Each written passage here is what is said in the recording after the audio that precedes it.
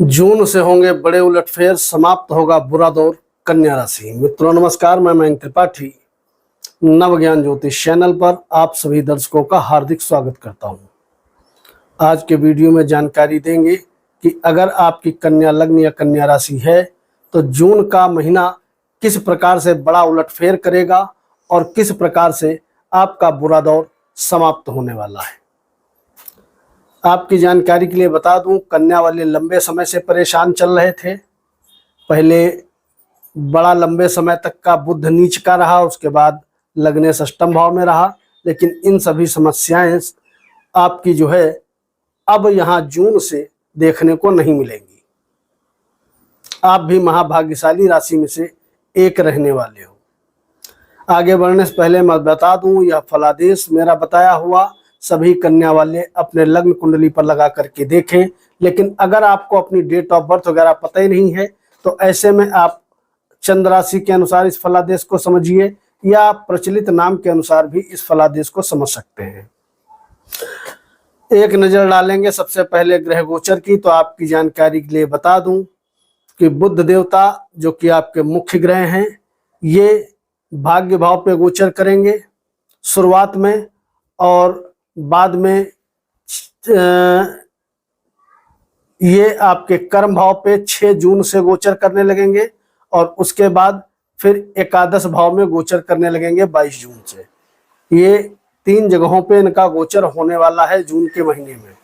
और दूसरी चीज, गुरुदेव बृहस्पति राशि परिवर्तन कर चुके हैं, ये दशम भाव में रहेंगे। सूर्य देवता का भाग्य भाव पे और दशम भाव पे गोचर रहने वाला है। मंगल देव जो आपकी कुंडली में नीच राशि में गोचर कर रहे हैं 11वें भाव में, इनका गोचर 7 तारीख से आपके द्वादश स्थान पे हो जाएगा। तब ये विपरीत योग बना करके आपकी कुंडली में बैठ जाएंगे। शुक्र का गोचर अपने स्थान से सप्तम रहेगा, यानी कि शुक्र अष्टम में रहेंगे और इनकी दृष्टि अपने ही घर पर रहने वाली है। उधर शनि सप्तम में है, सप्तम में ही रहेंगे। राहु छठे में है, छठे में ही रहेंगे। और केतु 12वें में है तो 12वें में ही रहेंगे। शुरू करते हैं राशिफल और जानकारी देंगे नौकरी करने वालों के विषय में। तो लग्नेश का भाग्य भाव पे बैठना अपने आप में किसी राजयोग से कम नहीं होता है। तो अगर नौकरी कर रहे हो तो आपको चिंता करने की जरूरत नहीं है। नौकरी आपकी सुंदर तरीके से चलती रहेगी और कहीं ना कहीं आपके सीनियर सहयोग भी करेंगे। 6 जून से लगा करके 21 जून तक अगर नौकरी नहीं है तो इस डेट के बीच में प्रयास करना, निश्चित तौर पे आपको नौकरी मिल जाएगी। हालांकि नौकरी आपकी 6 जून के बाद लगभग पूरा महीना मिलने के योग बनेंगे, लेकिन ये जो डेट मैंने पहले बताई है इस बीच में योग अधिक प्रशस्त होंगे। इस बीच में आप प्रयास करोगे तो ज्यादा शुभ फल आपको मिलते हुए दिखाई पड़ेंगे। अगर व्यापारियों की स्थिति देखें तो व्यापार आपका ठीक ठाक रहने वाला है, कहीं कोई दिक्कत नहीं है। पार्टनरशिप में कोई नया काम करने से आपको अब थोड़ा बचना चाहिए। इसके बाद अब अगर बात करें विद्यार्थियों के विषय में, तो आपकी कुंडली में शिक्षा उच्च शिक्षा दोनों में ही लाभप्रद स्थिति बनी हुई है, कहीं कोई दिक्कत नहीं है। आपका करियर भी बढ़िया तरीके से चलता रहेगा। तो विद्यार्थियों के लिए भी स्थिति अनुकूल है। अगर प्रेमी जोड़ों की स्थिति देखें तो आपके लिए शुरुआत में 5-6 दिन तो मामला गड़बड़ है, 6 तारीख तक, लेकिन 7 तारीख से आपके लिए भी स्थिति अच्छी रहने वाली है और वैवाहिक जीवन भी आपका ठीक ठाक चलता रहेगा। लेकिन थोड़ा आपको सचेत रहना चाहिए अपने जीवन साथी के स्वास्थ्य के प्रति, क्योंकि आपके जीवन साथी का स्वास्थ्य कहीं ना कहीं थोड़ा बहुत उठापटक कर सकता है। इस चीज के लिए माइंड प्रिपेयर रखिएगा। अगर आप कोर्ट कचहरी वाद विवाद मुकदमों में फंसे हो तो आपके लिए शुभ समाचार है कि आने वाले समय में कोर्ट कचहरी वाद विवाद मुकदमों से आपको राहत मिलेगी। और यदि दुश्मनों की वजह से किसी भी प्रकार का आपका कोई नुकसान हो रहा था तो अब आने वाले समय में वह नुकसान नहीं होगा, आपके लिए फायदेमंद स्थिति बनेगी। ऐसे योग आपके कुंडली में बन चुके हैं। अगर आपने कर्जा वर्जा किसी से ले रखा है और पैसा आप नहीं चुका पा रहे हो तो यहाँ से धीरे धीरे ऐसे योग बनेंगे कि आपको कर्ज से मुक्ति के मार्ग खुलते हुए नजर आएंगे। धीरे धीरे काम आपके यहाँ से जून के महीने से बनते हुए दिखाई पड़ेंगे।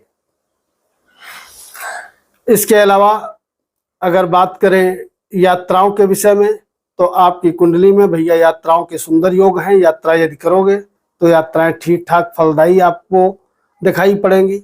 यानी कि किसी भी विषय में आप यात्रा करते हो, चाहे काम कारोबार के विषय में या आप घूमने फिरने जाना चाहते हो, तो दोनों में ही स्थिति आपके अनुकूल है, कहीं कोई टेंशन वाली बात नहीं है। शेयर मार्केट से जुड़े लोगों के लिए भी शुभ समाचार है, और वह शुभ समाचार यह है कि गोचर के अकॉर्डिंग आपकी कुंडली में भी बहुत बढ़िया योग बना हुआ है। लंबे समय के लिए निवेश करने वालों के लिए तो वर्ष पर्यंत सुंदर योग रहने वाला है, लेकिन जो लोग ट्रेडिंग वगैरह करते हैं उनके लिए भी गोचर के अकॉर्डिंग स्थिति अच्छी बनी हुई है। अगर बाई बर्थ कुंडली स्ट्रांग है तो आपको अपना लक आजमाना चाहिए, लेकिन ध्यान रखिएगा अगर बाई बर्थ आपकी कुंडली कमजोर है तो शेयर मार्केट से हमेशा के लिए दूरी बना करके रखनी चाहिए। गोचर के अनुसार कभी भी मार्केट में पैसा नहीं लगाना चाहिए।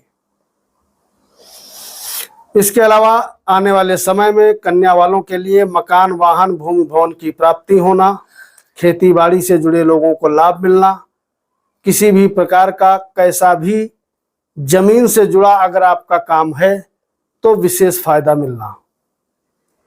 मकान, वाहन, गाड़ी अगर खरीदना चाहते हो तो उसके योग आपकी कुंडली में प्रबल रूप से बन चुके हैं और बड़ा लंबे समय तक का बने रहेंगे।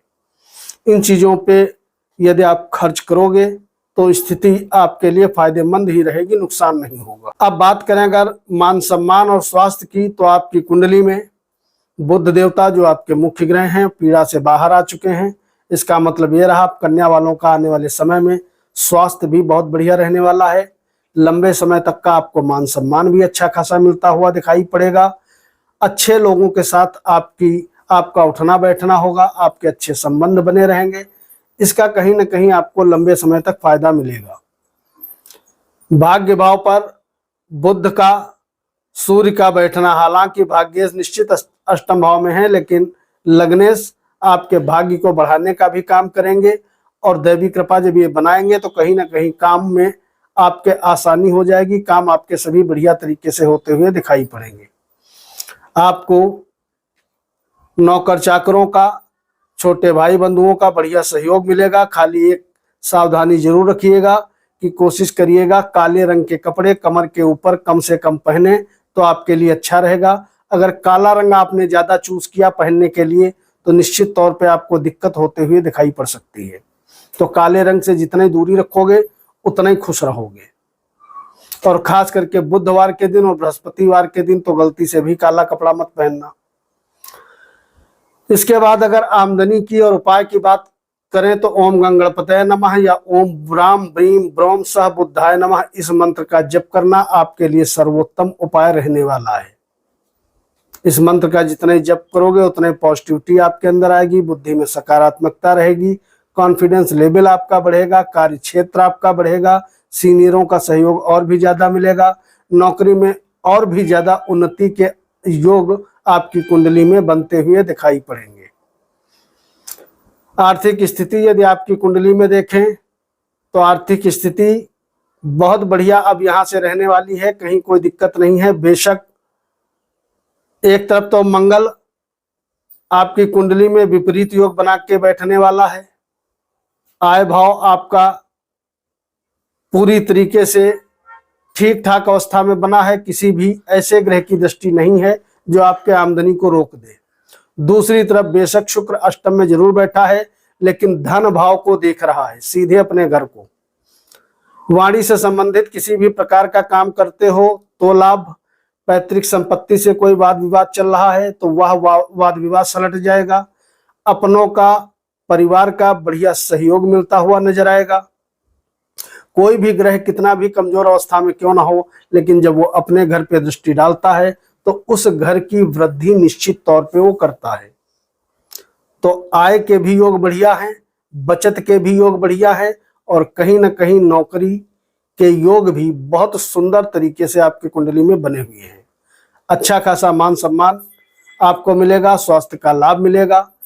तो आप भी भैया महाभाग्यशाली राशि में से एक हो। वीडियो को लाइक करिएगा। मयंक त्रिपाठी को अनुमति दीजिए। कल मिलते हैं अगली राशि की जानकारी के साथ। नमस्कार।